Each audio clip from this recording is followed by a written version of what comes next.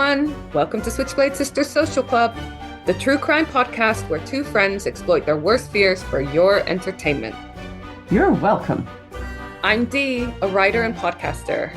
And I'm Isla from Criminally Good Books, a true crime and crime fiction bookshop in York. Follow us on all the socials.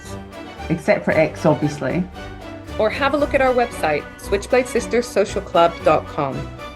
Check them out for all our latest episodes, events, deals, and other weird stuff. Listeners' discretion advised. Hello, you. Hiya. Show us your outfit. I got such a lovely package at work the other day. Look at that. Switchblade Sisters jumper hoodie with hood and Diana. It feels, you obviously know this already, but it feels absolutely amazing. It's just I wasn't lying, huh? It's so no, soft. I do not want to take it off. It's so nice. It's so Some nice. hoodies are just better than others. And some hoodies, a true crime podcast for two friends, that's us, exploit their worst fears for your entertainment. You're welcome. So don't forget to go and visit our Redbubble shop. Links in our bio, show notes, etc., etc. We've got jumpers, hoodies, t-shirts, notebooks, mugs, bags, tote bags, everything. Just loads of really cool stuff. Little pouches, caps, all kinds of stuff. If you want our faces on your body, why wouldn't you? Just check it out. On your socks, for example. Great socks. I know what Aaron's getting for Christmas. Well, we also have a special design, a Palestinian themed design that we made in tandem with our Rachel Corrie episode that came out a couple of weeks ago, where we covered a lot of the situation of Gaza. So we made a Palestinian-y themed logo. We put it on a bunch of merch as well, and proceeds will go towards our donation to Medical Aid for Palestinians, because we make an annual charitable donation at this podcast. And on that note, Papa Safier actually listened to a podcast episode for the first time. I don't believe this. How did you manage to get into it? Can I just say, Dee's dad is amazing. He is so eloquent, one of the loveliest guys I've ever met. But you cannot make him do anything he doesn't want to do. And he, you've tried to get him to listen to the podcast. He doesn't like swearing. He's just I don't know why. What's the reason he doesn't listen? And then how did you persuade him? He doesn't get the concept of podcasts. He also doesn't listen to audio things. He's never listened to the radio or anything. He always has to be doing something. He needs to have something visual or whatever. So it's not his thing, sitting and listening to a thing. It's not mine either. I can only listen to podcasts when I'm doing something else, when I'm cleaning, when I'm driving, whatever, cooking. So for him, it's not a natural thing to do. And he doesn't get the concept of podcasts because obviously he didn't grow up with podcasts and whatever. Then he's tried a couple of times, but then me and my sister would be sweary and, so there's a bunch of reasons why he doesn't listen to podcasts and why he doesn't listen to ours. But he got intrigued when he, off his own bat, saw the reels. So he does watch our reels. Okay. On socials, on Facebook or Instagram or something. And he saw that I'd done an episode on Rachel Corrie, which I told him I was doing anyway. And so he decided, I sent him the link to the audio. And he was like, where's the video? And I was like, oh, of course. Okay. So I sent him to YouTube, because all of our episodes are also on YouTube with some amazing graphics by our amazing editor. So you can, if you prefer, watch our recordings if you need to see faces that are speaking to you. And he watched it. So he's never listened to an episode before. And he decided to pick the 2-hour, 15-minute episode. Is that how long it was? Yeah. He was like, you don't need all the tattoo stuff at the end. I was like, that's how we unwind after a lot of tense conversations, But he said, I've just got a couple of points. And I was actually going to record him and make a reel of my dad's correction corner. I thought that'd be a hilarious spin-off, is like Papa Safier's correction corner, where he just corrects us every episode. That's quite funny. But he refused to let me record him. So instead, I'm just going to tell you. And then he couldn't remember all the things I'd said wrong, which was probably all the swear words. He's probably going to come back next week as well. Yeah, but the one that he said that I did want to mention, because it is really incorrect. I talked about English photographer Tom Herndl, who got shot and killed by the IDF in Gaza. And I said he'd been killed by a Bedouin Druze soldier, member of the IDF. And he was killed by a Druze soldier, not a Bedouin, according to Papa Safier. So I just wanted to clarify that, because that might sound like a small point, but not if you're a Bedouin. No, I just accused definitely not. your people of killing Tom Herndl. So before we get into the case, we've got some events. You do. You're so clever, Dee. Sold out almost. Oh, thank you. Isla, as my former employer, knows that I operate almost entirely off of praise. I can't remember where this episode comes out in relation to my celebrity crimes and cocktail beers event, but I think this episode comes out after. But what I am planning now already is the Christmas one. And Linda from Brewery Market in Twickenham, she suggested the date, the 4th of December. And I was like, oh my God, that is right next to Belgian Christmas. Because some of you will know that us in Belgium, and because I'm also half Flemish, and in Holland and some other places as well, I think, we celebrate St. Nicholas or Sinterklaas, which is on the 5th/6th of December. We have parades, we have all sorts of stuff. I won't go into it too much, because you can just come to the event and hear more about it. But basically, we're going to do a Belgian Christmas where we pair Belgian beers, maybe some from some other countries, with bizarre traditions and true crime stories. But I had so much fun making the poster for this St. Nicholas event. Oh my gosh, I want to see. Oh my, it looks so scary. Yeah. So, the events I do at the Brewery Market, where we pair true crime cases with different beers and different drinks. You get little taster beers when you listen to true crime stories. That series is called Murder on Tap. So this poster has that, the Brewery Market and Switchblade Sisters Social Club logo on, and it's called A Belgian Christmas, Beers, True Crime, and Bizarre Traditions. And then it's got a background of like a murky Belgian flag, but it's got basically Sinterklaas or St. Nicholas, but like a proper evil, like zombie version of him drinking a beer. It's like zombie bishop type, awful scary zombie bishop devil with a Belgian beer. We were scared growing up because you were taught that him and his accomplice, who is problematic in his own right because his name is Zwarte Piet, which is Black Pete. So basically blackface, former, I don't think if he was a former slave, but he was a Moor. So now they're trying to say that he's just like covered in a bit of soot from going up the chimneys. He's not actually black and it's not actually blackface. And then other people are complaining that goes against the tradition, et cetera, et cetera. So there's that whole drama there. But also, we were taught that Zwarte Piet and St. Nicholas would beat you. Oh gosh, can you imagine being a child? That's so bad. If you were really bad, they would kidnap you and take you back to Spain where they lived. Oh my God, Diana. It wasn't just like, oh, you don't get a present. It was like you get abducted. So I wanted to feed off that Christmas fear. I think you've completely captured the Christmas fear. But growing up, though, how scared were you? Terrified. Do you remember being terrified? Yeah, I was like, I'll sacrifice. And I was a good kid. I was like so scared of like doing anything wrong at that age. But I was like, I'll sacrifice the gifts or whatever and just have him skip my house. Because I don't want to run the risk of being beaten or abducted. But yeah, it's a different time now. So that's so bad. I can just imagine your parents, though. And my parents never said that to us, but obviously that was the folklore around St. Nicholas, I don't think they agreed with scaring kids in that manner, but those were the stories you heard at school and on TV and whatever. That was just the story of St. Nicholas. So I remember our teachers telling us that, But you also have an amazing event coming up. I'm so excited about this. I do. And I really hope that you're going to be able to come to York in January. What's the date? Oh, mine is on the 4th of December. Posters and images will come up on Instagram. What date is your event? Mine is the 30th of January. And I am so excited about this. It's 30th of January and it's with Alice Feeney. And her new book is called My Husband's Wife. Very interesting. I'll leave that title in your head. All the books in the night will be first edition, signed, sprayed edges. It looks absolutely stunning.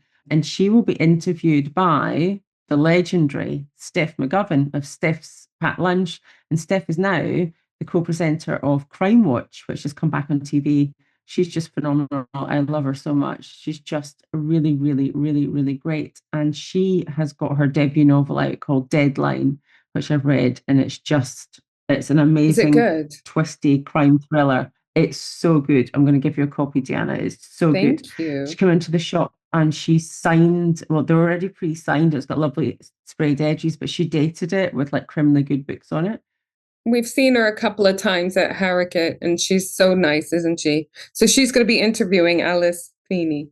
Alice Feeney, yeah. And that's going to be at a venue that we've not used before called All Saints Church on Pavement. So it's just opposite. It's like on like one of the main like shopping streets, but only like a 1 minute walk from the shop. So that's going to be super easy to take everything there. So that's in York. So go to criminallygoodbooks.co.uk. There's an event page where you can go and buy all the stuff. Exactly. Tickets for that event as well as all the others, because you've got so many cool events. Well, we do have lots coming up and they're not on the website yet, but I'm sure by the time this comes out and people go on, there'll be more stuff on there. And like your Mick Herron one, the author of Slow Horses, the amazing TV show, Mick Herron, that looked amazing. I'm so jealous. So we had 180 people book tickets. It was so good. We almost ran out of books. We almost ran out of his new book, which was scary. But yeah, so we got lots of signed copies in the shop of his other books. And yeah, it was really good. It was a really cool venue. So it's just nice, isn't it? You'll know with doing events, like just finding new venues that really work. And then when you find one that you're like, this is like fantastic, we'll use that again. Yeah. So we use Citadel, which is it is still a church. It's a former Salvation Army building. And it was just great. It was just such a good venue, amazing sound, great lighting. So yeah, York is full of all these venues, and we're trying to go to as many of them as possible. And obviously keep an eye out, because we are still discussing, we're just very slow at it, doing a live event ourselves. I know, I can't wait to do something. We're just going to find the right venue, the right format, the right date. Yeah, but we will do something. Well, I am going to go on to the case now. And I kind of picked a little bit more of someone on a podcast once described a case as like a proper true crime case. And I was like, what does that even mean? But this is one, I think, because we've covered a lot of random different ones. Some didn't have murder, some were a lot of politics and so forth. This one is like good old fashioned true crime case. Can I guess really twisty and turny? Go on. Yeah, because I was going to say, can I guess what a good old fashioned true crime case would be in terms of, for me, it would be something that would have murder in it. Mm-hmm. Tick. Something that would be very twisty and shocking. Tick, tick. Okay, it might be multiple locations, potentially like tick. Multiple. Oh, okay, countries and locations. It might span a long time frame, so it's not just something that happened quickly. Tick. And okay, so that's probably my. All right, great. Yeah. So we clearly have in our mind a definition of what a classic true crime case is. It's none of Isla's, because they're all historical. No, but I love a good historical one, and a historical one can meet all of those, All right, so I'm going to cover today the case of Victor Gunnarsson. And this goes from Olof Palme to a murder victim in North Carolina. I will explain all of those different words to you. In December 1993, the quiet community of Salisbury, North Carolina, became the unlikely focus of international headlines. A local double murder investigation revealed an astonishing connection to one of Sweden's most infamous unsolved crimes, the assassination of Prime Minister Olof Palme in 1986. So that's a link between Swedish Prime Minister assassination and a double murder in North Carolina. Ooh. What began as a tragic love triangle turned into a global intrigue. A Swedish political extremist murdered in rural America. So, Victor Gunnarsson wanted a fresh start. He was a Swedish man who decided to leave his home and start anew in the early 1990s. He eventually settled in Salisbury, North Carolina, which was a mid sized town where he lived in a small apartment complex and kept a low profile. He was educated and fluent in several languages, like a lot of Swedish people are. They normally Yeah. speak like English, Swedish, obviously, Danish. Some of them will speak German. Like, it's bonkers how some countries are just so good at languages. Out of necessity, a little bit. Yeah. So I believe that he would have spoken a few languages comfortably, at least. And Sweden is obviously very good with their education and so forth. So Gunnarsson found work as a language tutor in the community, and according to later accounts, sometimes boasted of having been an FBI agent or a film actor. Was this on like chat rooms when he was trying to find a partner? Tinder. It was pre-Tinder times. It might have been chat room times, but Sorry, definitely at when the was it local again? bar. 80s. So we're in the early 90s at this point. Early 90s. Just Okay. left Sweden and he's settled in North Carolina. For the most part, he blended in and he soon found a companion in love. By late 1993, the 40-year-old Swede was dating a local woman named Kay Wedden. I hope that's how I'm saying her name right. An attractive school teacher who'd recently come out of a really difficult relationship. Kay Wedden was 36 at the time. She had been engaged to Lamont Claxton Underwood, also known as LC. He was a veteran police officer in the Salisbury Police Department. So she was having a difficult relationship with someone who was a local police officer. Can you imagine, like, how do you report an incident on your, toxic relationship to the department where, to their colleagues, right? So she broke off the engagement in mid 1992. So this is over a year before she starts dating Victor. And it was reportedly due to Underwood's controlling and jealous behavior. Underwood did not take the breakup well. Controlling people rarely do when the decision is taken out of their hands. So he remained obsessed with Kay and was desperate to reconcile with her, even though it was clear she wanted to move on. So then when Victor Gunnarsson entered the picture in late 1993 as Kay's new boyfriend, it quietly ignited a deadly obsession in Underwood. Kay Wedden's new romance with Gunnarsson was, by all accounts, fairly brief, just a few weeks of dating by early December 1993. But it was enough to send her ex-fiancé, Elsie Underwood, into a spiral of jealousy. Underwood, who was 44 years old, was a nearly 20-year police veteran with a clean-cut public image, but a really troubled personal life. Kay later described him as extremely possessive, a man who, in quotation marks, questioned her every move during their relationship. This is not okay, people. You shouldn't, as a person in your 30s, 40s, have to account for your every movement to your partner.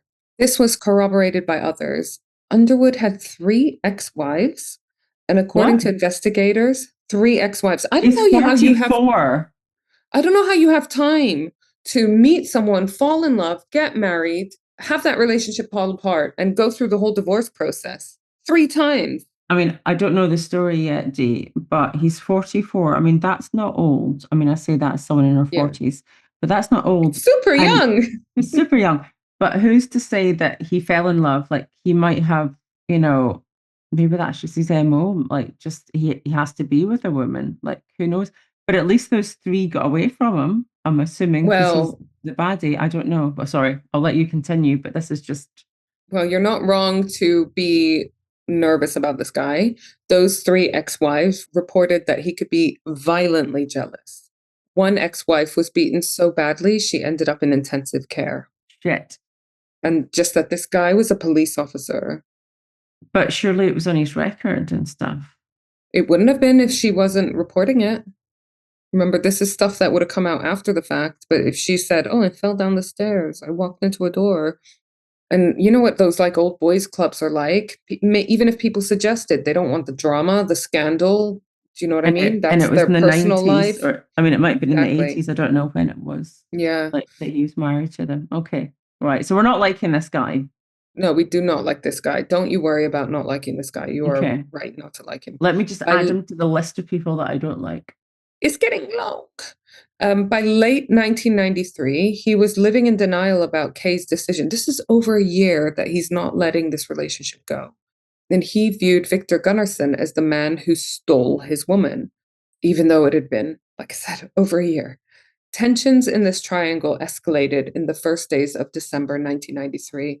So on the night of the 3rd of December 1993, Kay Wedden planned a casual get-together to introduce her new boyfriend, Victor Gunnarsson, to people close to her. She and Gunnarsson went out for dinner, then dropped by Kay's home where her 77-year-old mother, Catherine Miller, was waiting to meet Gunnarsson. Kay's son and some friends were also present. The evening started pleasantly, but Underwood was not far away. He was seen driving past the Wedden residence that night, apparently spying on the gathering. Like, how the fuck did he even know about it? I'm guessing, like, small town, he heard rumors, he was regularly stalking her anyway. I was going to say, like, how active was like Facebook and I don't know, but I feel like this woman left this clearly possessive relationship and knew that he was still basically stalking her. So I can't imagine that Kay was like posting her whereabouts or stuff about her new relationship true. online. Do you know what I mean? But I think it was just a coincidence that he was stalking her anyways and then saw that something was going on. Underwood had actually told another woman a date he'd been out with that same evening, an elaborate cover story. He claimed he needed to swing by a fellow officer's house to investigate that officer's potentially unfaithful wife. So he says that he's on a date and he's like, oh, I'm going to have to go later and investigate this, colleague's unfaithful wife. In reality, Underwood used this excuse to cruise by Kay Wedden's house and confirm that Gunnarsson was there. He even noted the license plate of Victor's car, as observed by his puzzled date. Yep, that's right. She was still in the car with him. Kay's mother, Catherine Miller, had already sensed danger, and she had urged her daughter to get a restraining order against Underwood, but she hadn't done this yet. And I'm guessing she was worried about whether the police would take her seriously or whether they would listen to her, considering she was making this complaint against one of their own. That December evening was the last time Kay Wedden ever saw Victor Gunnarsson alive. After the family gathering, Gunnarsson returned to his own apartment. Sometime later that night of the 3rd of December or the early hours of the 4th of December, 1993, Underwood made a move. Although no one witnessed the crime, prosecutors later established a chilling series of events. Underwood went to Gunnarsson's apartment, abducted him at gunpoint, and shoved him into the trunk of his car. Underwood chose a remote location, driving roughly 80 miles up into Deep Gap, which was a wooded area in the Blue Ridge Mountains of Watauga County, North Carolina. This feels planned. This feels staged in many ways. Like if he just wanted to kill him straight away, he would have done it. Or maybe he just wanted to get as far away from everything he knew. I feel like he would have been like thinking about it a long time. He'd obviously have a lot of local year knowledge. To think about it, or a year to fester. Oh, that is lovely. It's stunning, isn't it? It's but just alpine, just so nice. Definitely alpine, like loads of hills, foliage, trees.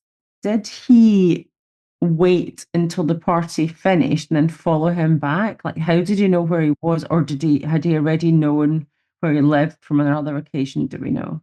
I'm sure he already knew where Victor Gunnarsson lived because it sounds like he was doing his research in quotation marks, but he followed him back to Victor's house that evening. So after Victor left Kay's house and the little party that had accumulated, Underwood followed him back to his house, shoved him in the trunk of his car, and took him to Deep Gap. There, Underwood executed Victor Gunnarsson with 2 shots to the head from a small caliber handgun.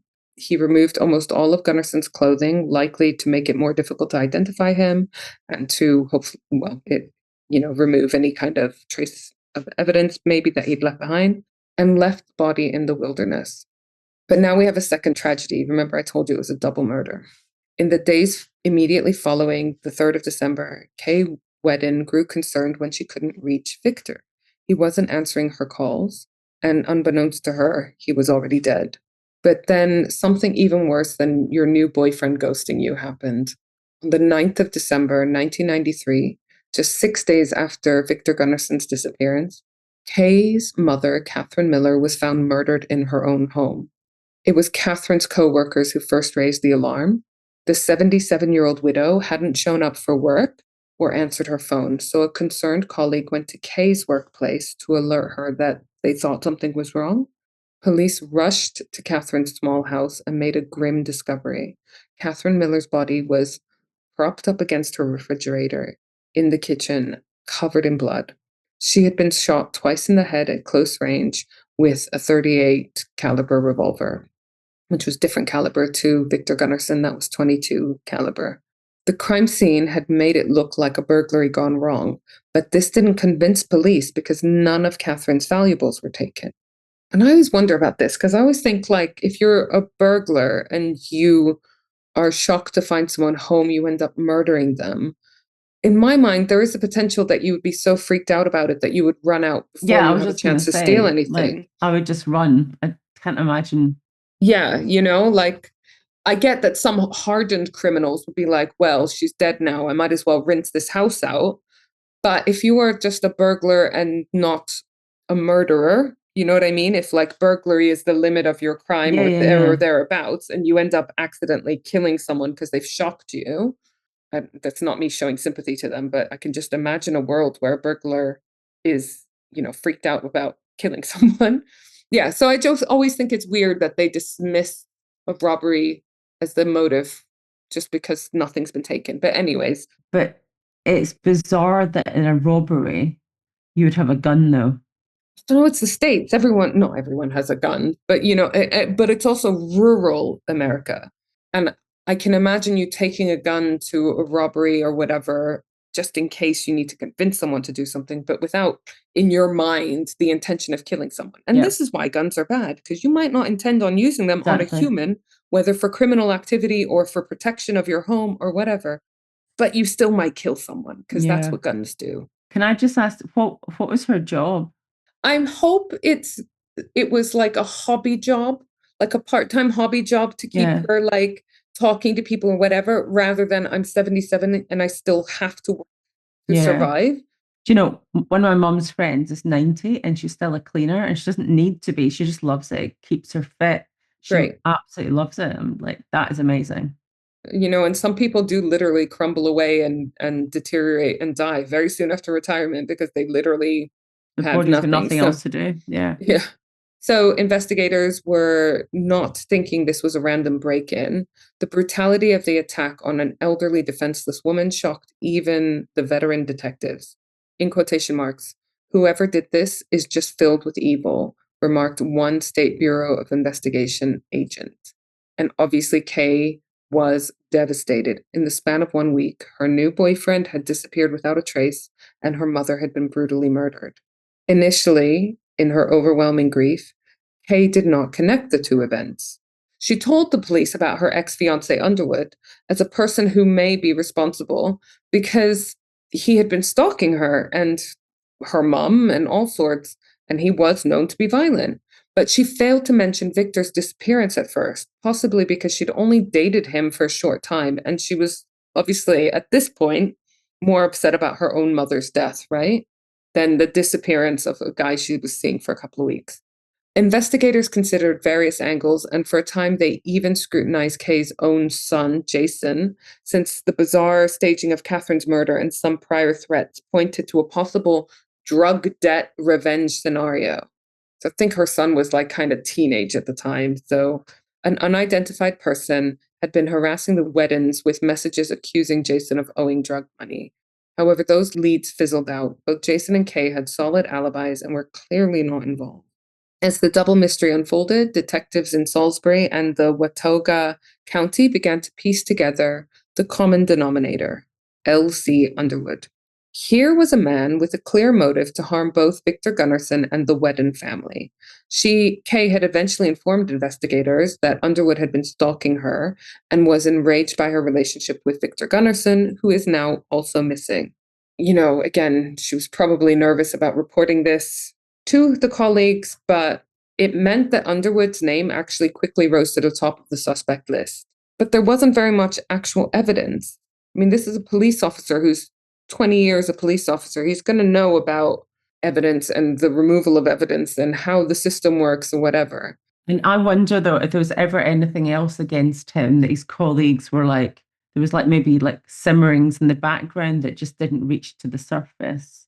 Yeah, like, Wayne Couzens, the police murderer of Sarah Everard, exactly. His nickname was the rapist. So, By colleagues, his nickname was the rapist. So it's yeah, dangerous if your police police colleagues. officer colleagues are calling you the rapist. So yeah, I just wonder if there was anything.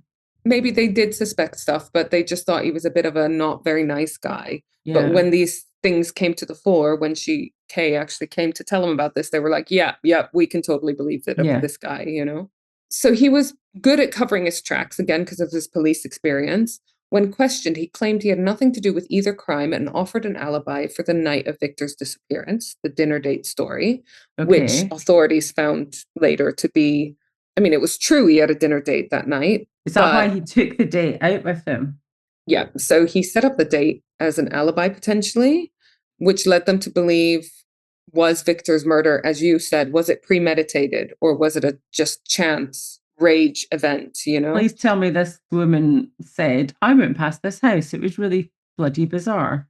Yeah, she did tell Good. them about this weird date story.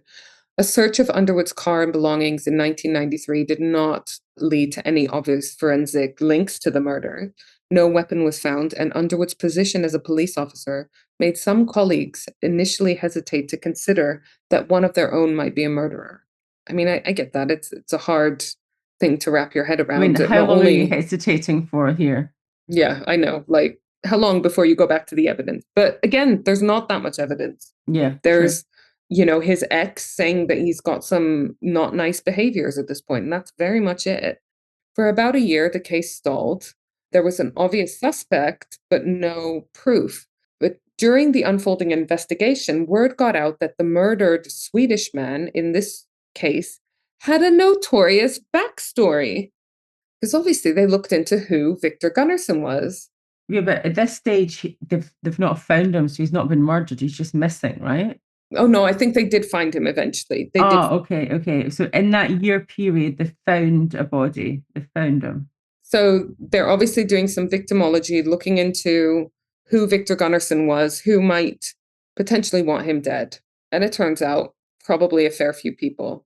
Victor Gunnarsson was born in Sweden in 1953, and he was living in Sweden in a very difficult political climate in the 70s and 80s. There was a rise in the far right and anti-communist political circles, and he developed a deep animosity towards Prime Minister Olof Palme, who was a liberal and often controversial figure in Swedish politics. So we've got a little sidebar here. We love a sidebar. And this is the reasons why we love Olof sidebar. So firstly, he was a bit of a babe. So this is the Prime Minister of Sweden who was assassinated. So this is him on his honeymoon. Okay. Looks very cute. Yeah, it doesn't look like a sweetheart. And that's his wife, obviously. Yeah. I know it's hard to describe him because he's got like flopsy hair. Yeah, it's a black and white picture. He looks very thin, black and white picture. His wife is called Lisbeth.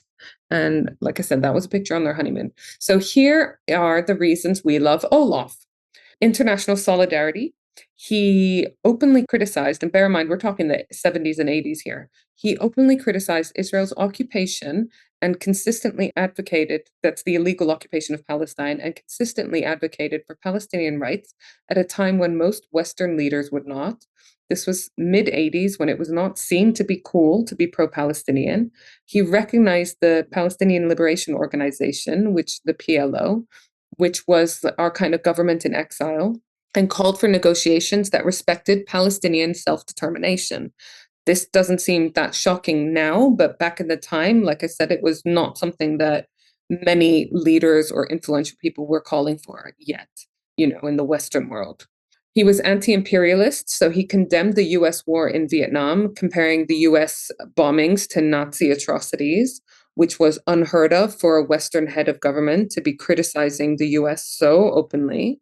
South Africa, he supported the anti-apartheid struggle, again, before it became popular, imposing sanctions and giving material support to the ANC when others were still branding it a terrorist movement. And by others, I mean the US, the UK, everyone originally thought of the ANC in South Africa, with Nelson Mandela involved, as a terrorist organization until they realized what they were up against, what they were fighting, and then they became freedom fighters. He was also really progressive in queer and feminist issues, so women's rights. Loving this guy. I know, he's so cool. I've not heard of him. Isn't that so ignorant? I mean, he was the Prime Minister of Sweden in the 80s, but he was assassinated. So his government expanded social welfare and child care systems in Sweden, making it easier for women to work and live independently. He strongly promoted gender equality. Again, 80s, you know? While the 70s and 80s weren't yet an era of strong LGBTQ plus policy reform, Sweden under Palme was still amongst the most progressive in Europe, decriminalizing homosexuality earlier than many countries and moving towards a much fairer system. His general commitment to human dignity and minority rights translates today to queer allyship. So he's just so far ahead of his time. He represented a fearless, unapologetic left within mainstream politics. He expanded Sweden's welfare state, healthcare, education, childcare, creating real equality of opportunity.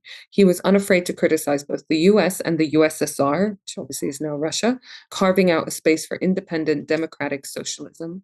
He embodied the belief that politics should be about values, not just management. He marched in solidarity with protesters. He made enemies by saying what others were afraid to. He lived without trappings of elite privilege. I mean, he was assassinated while walking home from the cinema with his wife without bodyguards, because that's just how he insisted on living. His charisma and his courage and his moral clarity meant he's remembered not just as a politician, but, and I want to say this really loud right now in this time, as a symbol of what leadership could be: empathetic, global, and rooted in justice. He sounds amazing. I know, right? I even pulled out some of his most famous and powerful quotes. So, on peace and solidarity, international solidarity is not an act of charity. It is an act of unity between allies fighting on different terrains towards the same objectives. Yeah. And that one hit me because it's like, again, when I'm talking about solidarity with Palestinian people, resistance, resilience, it's not an attack on any other people. It's not an attack on Israel, an attack on Jews. It's just all of us deserve that, you know? Exactly. It's the bare minimum that people deserve. Right. So on apartheid South Africa, he said, apartheid cannot be reformed. It has to be eliminated. So that's at a time where they were like, oh, you're not happy with our system. Maybe we'll tweak it a bit and then you'll continue to trade with us, blah, blah, blah. And it was like, no, it absolutely just has to go. On Palestine, he said, the rights of the Palestinian people must be respected, just as the rights of the Israeli people must be respected. Lasting peace requires justice for both. And we are still saying the same thing decades later. So he's not wrong. We need that in order to get to the peace part, you know? And on humanism and politics and leadership, politics is a matter of caring for people, believe it or not. It is about solidarity, compassion, and the belief that no one is worth more or less than another.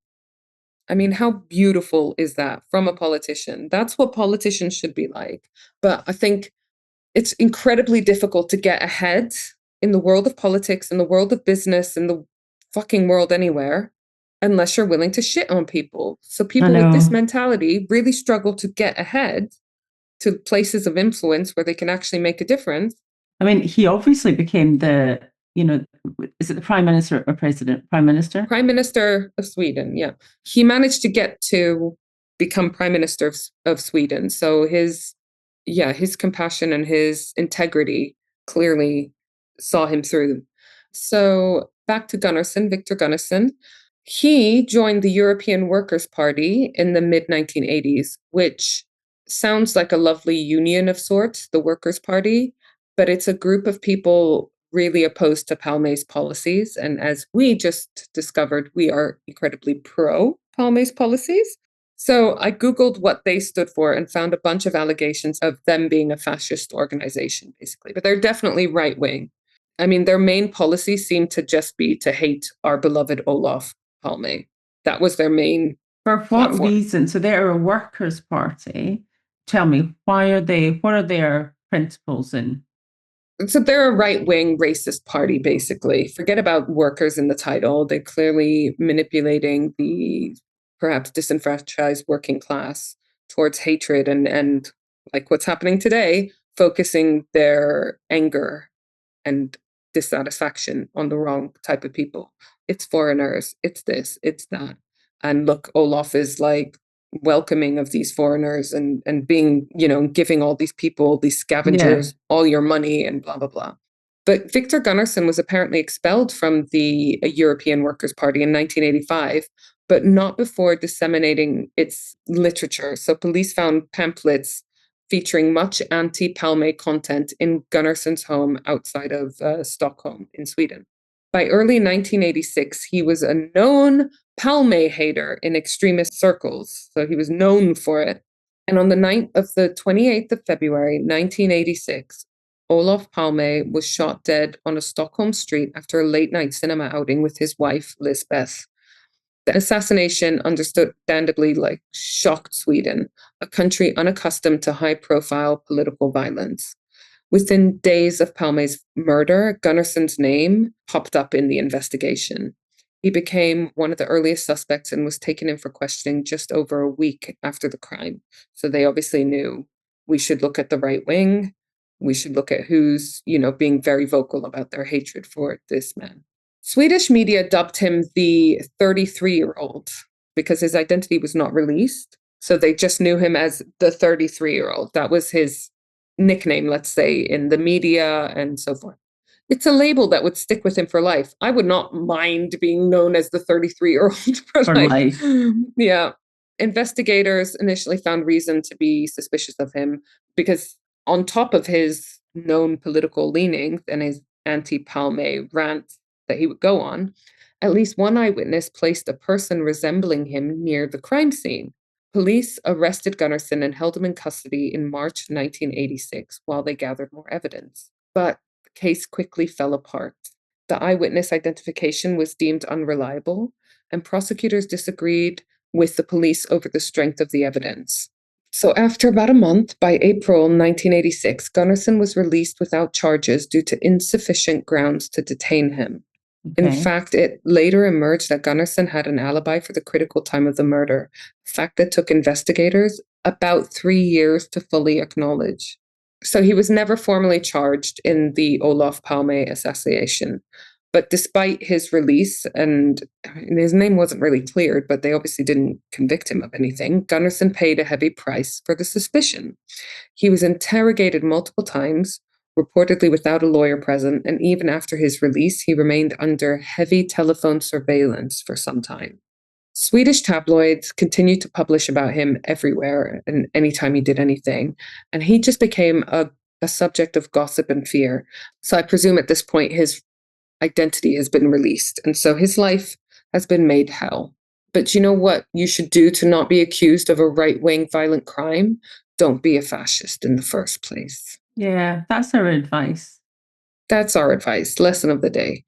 So Gunnarsson later described this enduring, prolonged harassment as the unofficial Palme suspect. So I don't know whether he was responsible or not, but he was definitely suspect enough that he got suspected, Well, listen, it's not like an attack where it's just going to be a random attack. You're not just going to go up to the president of Sweden and go, oh, there's a nice guy with his wife. Prime Minister, I'm just going to shoot them and run off. So it's clearly because of who he is. So there's going to be a group of people. And also, I don't know what guns were like in Sweden then. I imagine that they're not widespread, but I actually don't know because we have covered gun crime, haven't we? And mass shooting. I don't know. We have covered gun crime. We didn't specify in Sweden. It is a largely agricultural and rural and massive expanse. So I imagine there are some guns that are available, and I don't know what gun was used. In any case, all of this stuff about the assassination of the Prime Minister of Sweden in the 80s came up in this murder investigation, in this double murder in North Carolina. So these North Carolina police forces, I don't think they were ready for a case on such an international platform? Because obviously now we've got international attention on this case. What have you found about gun crime? 31% of the population in Sweden have gun ownership, which is an incredible amount. That seems a lot.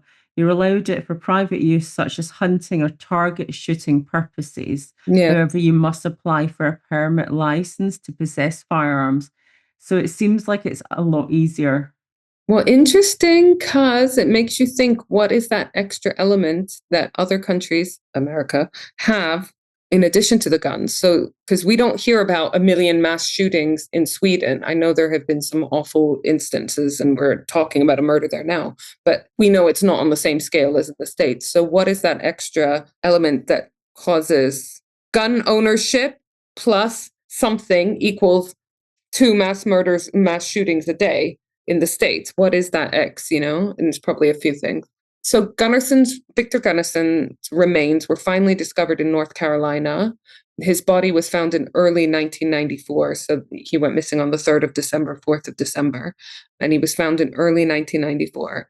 And he was identified some weeks after the murder. So the news traveled overseas, and the fact that Victor Gunnarsson was the former Olof Palme suspect made the case irresistible to the international press. Oh, of course. Can you imagine? Oh. Swedish newspapers ran sensational headlines about the 33-year-old turning up dead in America. And the Swedish media, just think how random this is. The Swedish media descended on Salisbury, North Carolina. So locals were startled to see so many foreign reporters covering what they thought was a simple local homicide. Yeah. And to be honest, what we know about gun crime in rural America, it probably wasn't the first homicide that they had experienced. So they're probably like, why are there so many freaking... Yeah, this is just a normal everyday occurrence for us. Like a body turns up that's been shot. Like, why are all these foreign... But also, it's like a bloody royal wedding. Like, you can imagine if it's linked to an overseas crime that involves a prime minister, that's like catnip. Like for news agents, they'll be like, for agencies. They knew that Victor Gunnarsson was Swedish, obviously, so they're probably like, oh, wow, they take gun violence very seriously. There's obviously no one in Sweden has ever been murdered by a gun, So for years following Palme's assassination, countless conspiracy theories had emerged.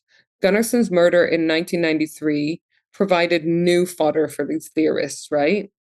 Some speculated that maybe Victor Gunnarsson had been involved in Olof Palme's death after all, and that his killing was an execution to tie up loose ends. Weird that they would let him live for 7 years before they decided to tie up that loose end. Yeah.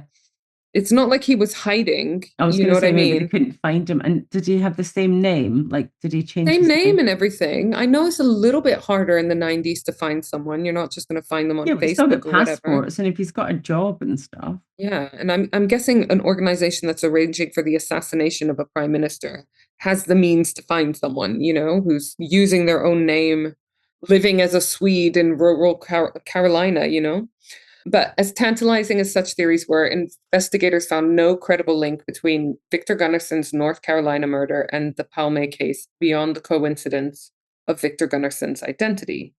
The circumstances in Salisbury's pointed to a far more personal motive, not a professional hit. Underwood, with his very mundane but powerful grudge, was the prime suspect and mover of events, not any Swedish assassin in the night. Swedish journalists covering the story eventually reached the same conclusion, and they must have been so disappointed. What initially looked like a spy novel twist, that the Palme suspect was eliminated abroad, revealed itself to be the sordid tale of romantic obsession and revenge. Boring. Yeah. In a way, the international attention actually helped the local investigation. It kept pressure on the authorities to solve the case, and it reinforced to prosecutors that the world was watching, which means that Underwood, the police officer, might have got away if there was less attention on this case. So Underwood was finally put on trial. For the people of Salisbury, the entire saga was bewildering. It's not every day that a small North Carolina town finds itself linked to a Cold War era European intrigue. So, breaking the case. Like I said, the case kind of went cold for about a year. And then all of this stuff started coming out about Victor. Well, first they find Victor Gunnarsson. The stuff is coming out about Underwood and his pattern of behaviors. Then they're finding out about Victor Gunnarsson and his link to this prime minister's assassination. So throughout 1994, the investigation was soldiering on, with Underwood still the prime suspect, but no concrete evidence. So a breakthrough came almost a year after the murders. Investigators decided to go public in hopes of shaking something loose. So on the first anniversary of Catherine Miller's death in December 1994, police released recordings of the mysterious, threatening phone calls that had been made to the Wedden household in the lead up to the crimes. So in the weeks before the murders, Kay and her son had been terrorized by an unknown caller who claimed Jason Wedden owed money to drug dealers, calls accompanied by vandalism like graffiti on their garage and even a gunshot fired into their house in March 1994, so after the mum had been killed. Detectives had grown suspicious of these incidents and thought they were fabricated to distract from the real motive. By airing the call recordings on the local news, they hoped someone might recognize the voice. And the gamble paid off. A probation officer contacted police, recognizing the caller's voice as belonging to Rex Allen Keller, a local convenience store clerk. Confronted by authorities, Rex Keller confesses that he made those calls. He admitted that Elsie Underwood had recruited him to make those menacing calls to pretend to be a vengeful drug dealer, all in an attempt to misdirect the investigation. Oh, this is what I like. It's getting Right? juicy. So it's all of this is because of the son Jason is involved in drugs and blah blah blah. Nothing to do with And the probation Underwood officer being. just happened to be listening at the right time. Like, you know. I know, but I imagine a lot of people in this area, especially those involved in law enforcement or the justice system or whatever, were following this case closely, right? So it was a stunning revelation. A police officer had effectively staged a harassment campaign against his ex-fiance's family to cover up his own crimes, and those crimes were murder. Heller's cooperation provided investigators with a direct line to Underwood's scheme, but they still needed hard physical evidence tying Underwood to Gunnarsson's kidnapping and murder. Because at the moment, it's just he said, she said, Yeah. right? But I mean, at the moment, it's like he's guilty of harassment. He's guilty of, yeah, like obviously he can be linked to firing that gun in, but like it's just harassment at this case, isn't it? At this Yeah, stage, harassment of if the that, family. yeah, like he's not really even got that. That is still her word versus his. So, armed with the new information, detectives took a second hard look at Underwood's car, the same vehicle they suspected as being used to transport Gunnarsson. In October 1995, I mean, remember he went missing December 1993. Forensic experts re-examined the trunk liner mats from Underwood's automobile, perhaps applying improved techniques. So that gives me hope that they weren't just shit doing it the first time around, but maybe they have developed techniques since then. This time they found what they had been looking for, a single hair matching Victor Gunnarsson's DNA. That placed Gunnarsson in Underwood's trunk. So there's no reason they weren't friends, No. they didn't hang out. There's no reason that Victor Gunnarsson would have been anywhere near his car, let alone in the trunk, right? Yeah. So that's physical evidence now. Prosecutors then moved swiftly. In October 1995, Elsie Underwood was arrested and charged with first-degree murder and first-degree kidnapping in the Gunnarsson case. Authorities in the Watauga County, who had jurisdiction because that's where Victor's body was found, even prepared to seek the death penalty, citing the multiple victims and the heinous nature of Underwood's actions. But Underwood was not charged with Catherine Miller's murder yet, due to a lack of direct forensic evidence tying him to that crime. So the prosecution was confident they could demonstrate that he was responsible for both killings as part of a single twisted vendetta. They said, "We felt that Elsie Underwood could not accept the breakup. He was insanely jealous of Victor Gunnarsson," explained the district attorney Tom Rusher. "He felt that Catherine Miller was an impediment. Therefore, they had to be destroyed." So Victor's the new boyfriend. Catherine, remember, was pushing for Kay to file a restraining order on Underwood. So she clearly made it obvious that she did not like Underwood. So this statement encapsulated Underwood's motive. In his mind, both Victor and Catherine stood between him and Kay, so he decided to eliminate them both to punish Kay for leaving him and to hopefully bring her back to him. Elsie Underwood's trial took place in 1997, and the community were riveted, as you can imagine. The prosecution described how Underwood, armed and driven by rage, abducted Victor Gunnarsson from Victor's Salisbury apartment. During the trial, prosecutors alleged that Underwood forced Gunnarsson at gunpoint into the trunk of his own car, of Underwood's own car. Yeah. They told the jury how Underwood transported his captive to the remote, snowy mountains of Deep Gap. In the woods, Underwood likely made Gunnarsson strip to his underwear or less, then executed him with 2 shots in the head. Underwood also staged Catherine Miller's scene, tipping over furniture and leaving valuables untouched in an attempt to mislead investigators, though he was never formally charged in her murder. So let's say he 100% did that murder of Catherine. What was the motivation? Because he's killed the boyfriend. The mum wanted her daughter to file a restraining order against him. I'm sure she made it very vocal that she hated him. So I think he just saw her as an obstacle, and we're never going to get back together with this woman poisoning the love of my life against me. So it's weird because they didn't charge him for Catherine Miller's murder, but they did talk about it at the trial of the Victor Gunnarsson murder, which is bizarre to me because sometimes your past crimes are not allowed to be mentioned at a trial because they'll be prejudicial. So even though they're just charging him, just trying him for the murder of Victor Gunnarsson, they are talking about Catherine Miller and saying, well, we think he did this one too. The defense, though, was pointing out that all the evidence was circumstantial and the only physical evidence is like a single hair, which, can be transferred from person to person and whatever. They highlighted that no one witnessed the actual killing, and Underwood continued to maintain his innocence. However, the mountain of circumstantial evidence, especially the incriminating hair in the trunk and Rex Keller's testimony about the fake phone threats, was powerful. And Kay Wedden also testified to Underwood's harassment and threats, giving a face to the fear she felt before and after the murders. The jury took very little time to deliberate, and on the 24th of July, 1997, a Watauga County jury found Elsie Underwood guilty of the first-degree murder and kidnapping of Victor Gunnarsson. So he was found guilty. As Kay later recalled, I was never so happy as I was that day when the jury found him guilty. She had lived in terror of her ex-fiancé. Now, at last, he would be behind bars for life. Underwood received a sentence of life in prison for the murder, plus 40 additional years for the kidnapping charge. Wow. Given his age and the severity of his crimes, it's essentially a permanent imprisonment. He's not getting out alive. North Carolina didn't bother charging him for Catherine Miller's murder since he was already destined to spend the rest of his life in custody. Prosecutors decided not to put the elderly victim's family through a second trial that would likely not change Underwood's fate. But in Kay Wedden and investigators' eyes, justice was effectively served for both murders. They're lucky if she felt like that, because there are some that would think justice has not been found for my dead mother. I can understand and not understand. Like, you believe that he has killed your mum. He's away. He's not getting out. But there's no public closure. Is that the right word or the right way? It's not been acknowledged formally. It's not been. Yeah, it is still open.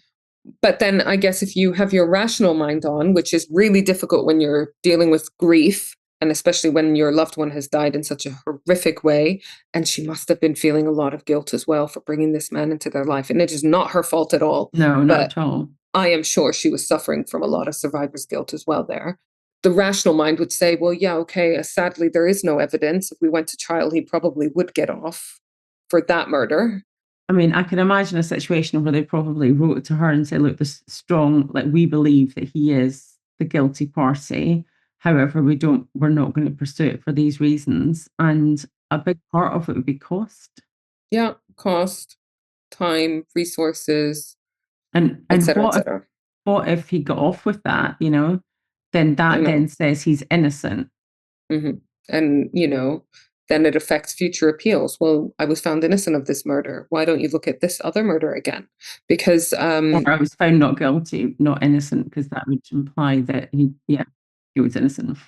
The once respected police officer had turned double murderer and would never walk free again. Underwood's conviction was upheld multiple times after a series of appeals. In 2010, many years into his sentence, he briefly won a ruling for a new trial on the grounds of ineffectual counsel, but then this decision was overturned. So he, at some point, resorted to saying, my own lawyers were shit, so I need a trial. Everyone does deserve fair representation. So he'd obviously argued that he'd not got that, but then that appeal was overturned. The appellate judges noted that even if some mistakes were made in Underwood's defense, the evidence of his guilt was overwhelming. So any legal errors were ultimately deemed harmless. I think evidence of his guilt being overwhelming is strong.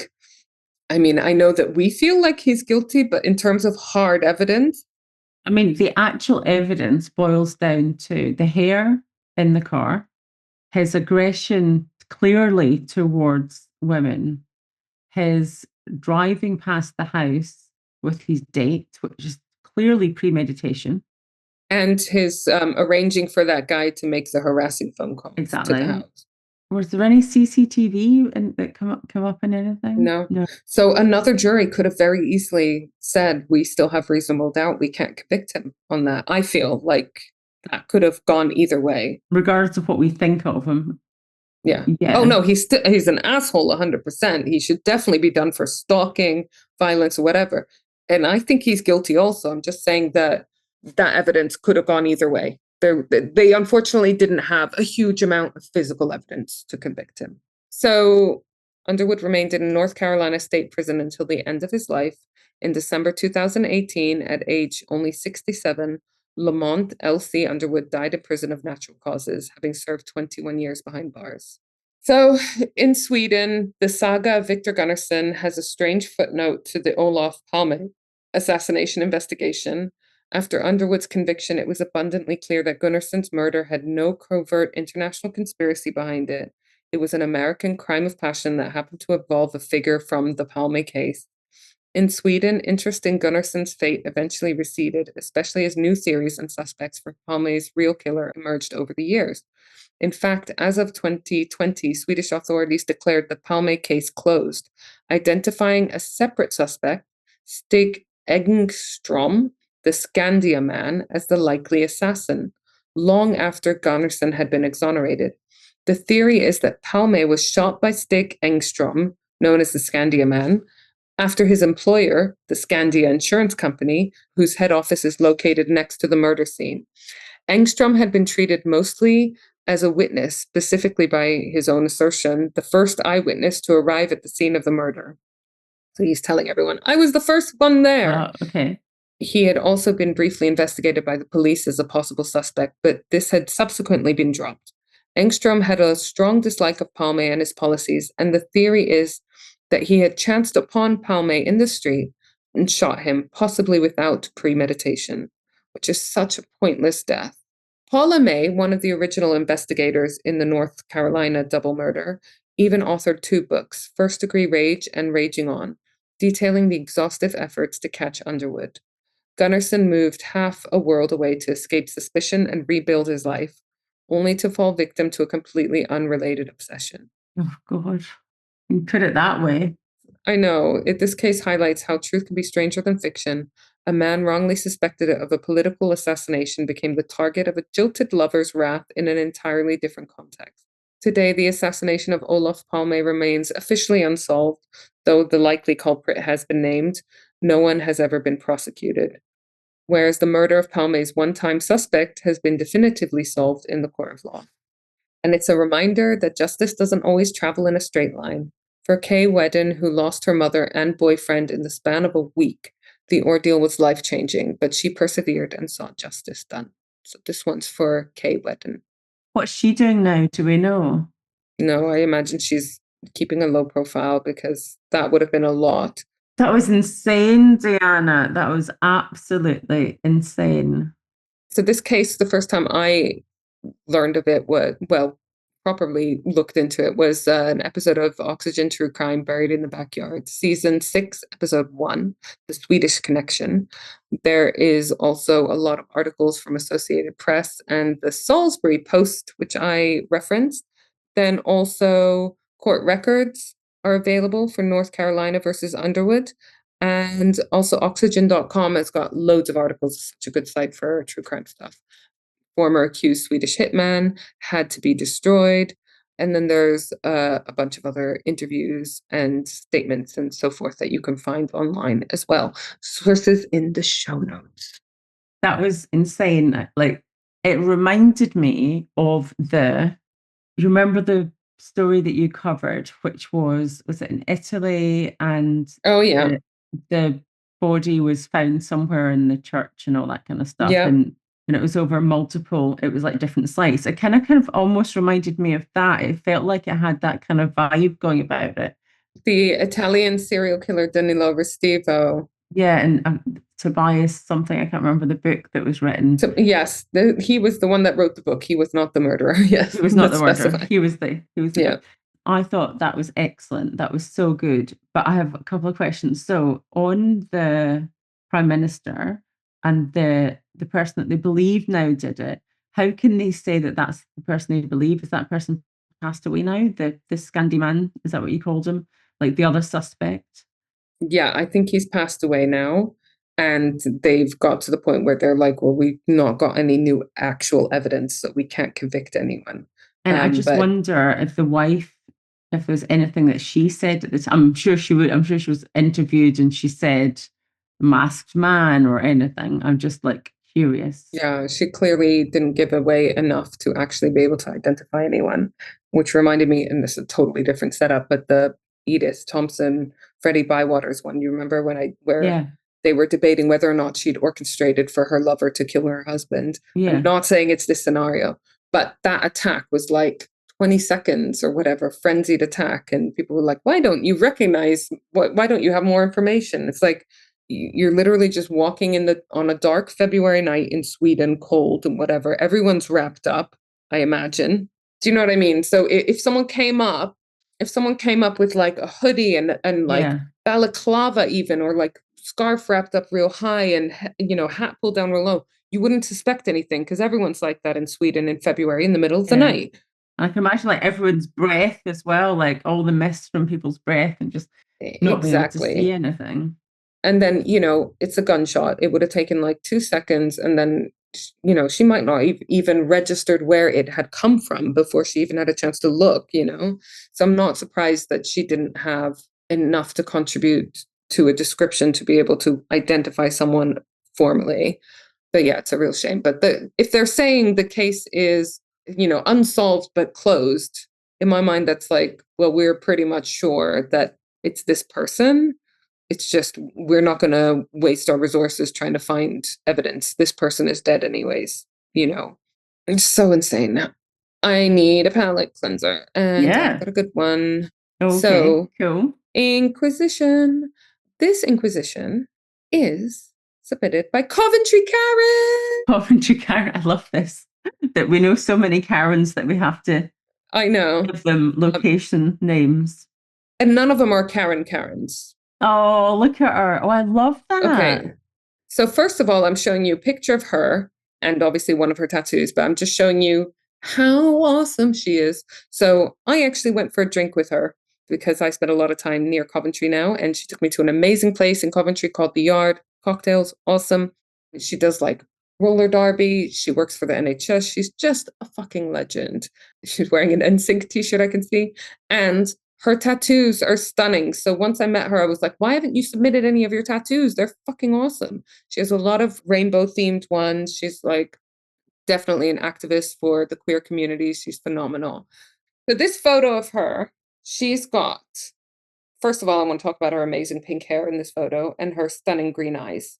But then you can see on her sort of forearm, she's got the skyline. I'm going to say it's New York because I'm pretty sure that yellowy orange one is the Statue of Liberty. Oh, it is. Yeah. So let's go with skyline of New York on her forearm. And it's in like ombre rainbow, if that makes sense. So it goes purple, blue, green, yellow, whatever. So it's so cool. It's like such a simple line tattoo, but in rainbow colors, and obviously very meaningful to her. So that's one of the many tattoos she submitted. I'm not even going to show you all of them. That's a really clever one. I like that. She submitted quite a few tattoos. How did you meet Coventry Karen? Did she write in? Yeah, she's just been so supportive since day one. So basically, and we always called her Coventry Karen because we had a few Karens and she mentioned she's from Coventry and we needed to differentiate her from the other Karens. And yeah, and then basically when I started dating Sam, who lives near Coventry, I was like, Coventry Karen, show me around. So yeah. So this one is that her knee? Yes, no. If you look, you can see another. No, it's her thigh. Oh, no, it's not. It's her arm. It's her arm, isn't it? It's here. Yeah, no, I'm not sure. No, But I think it's her leg, because look, if you look behind her on the left-hand side, you see a kneecap. Yeah. Okay. Well, we're not sure where this is on your body.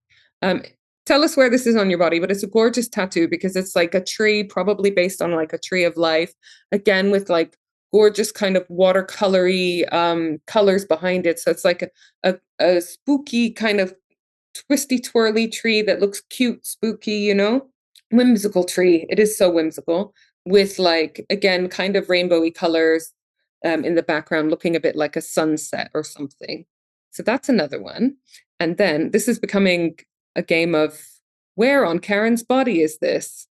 That last one, it looks like an arm, but then her leg's behind, so she's in some kind of contortionist position.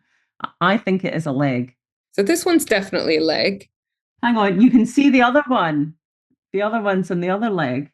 Okay, so it's on her thigh. So then on her other thigh, she's got a crescent moon with like a flower, like a rose or camellia or something with leaves and then like jewels hanging down and then watercolor style greens and pinks and reds and purples and stuff on it. It's gorgeous.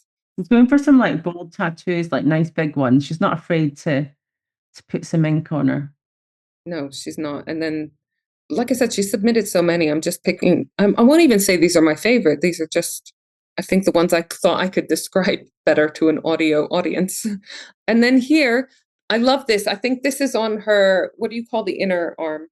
The inner forearm. Hopefully that makes sense. But it's like loads of little hearts. It reminds me of like when you play games and you've got your hearts, your amount of lives. Oh, yeah. Like if we're doing like Mario and you've got like things above you and stuff, yeah. And again, they're kind of rainbow themed color. So they are just so cute. Those are her awesome tattoos. Oh, thank you, and Karen. That was the Inquisition. Coventry Karen, you've got amazing tattoos. Yeah, really cool. Love it, Karen. Thank you. Dee, that was great. I love you, Isla. I love you so much. I think we've got one more episode in this season. But I'm going to announce it now. We're going to have mini episodes in between. So one little mini 10, 15-minute episode a week to keep you going until we come back at the end of January with season 6. I've said it out loud now, so we got to do it. We did actually announce it last time. Yeah, but I forgot, so it doesn't count. So there you go. A reminder to myself mainly. Okay, love you and love our sexy listener. Love everyone. Like this episode? Want more? Come visit me, Isla, at Crimley Good Books in the heart of York. We're an independent bookshop dedicated entirely to crime. From cosy mysteries to gritty thrillers, historical whodunits to juicy true crime. We've got signed editions, special gifts and plenty of recommendations for your next obsession. We also host a bunch of awesome author events. Can't make it in person? Visit us online at crimleygoodbooks.co.uk.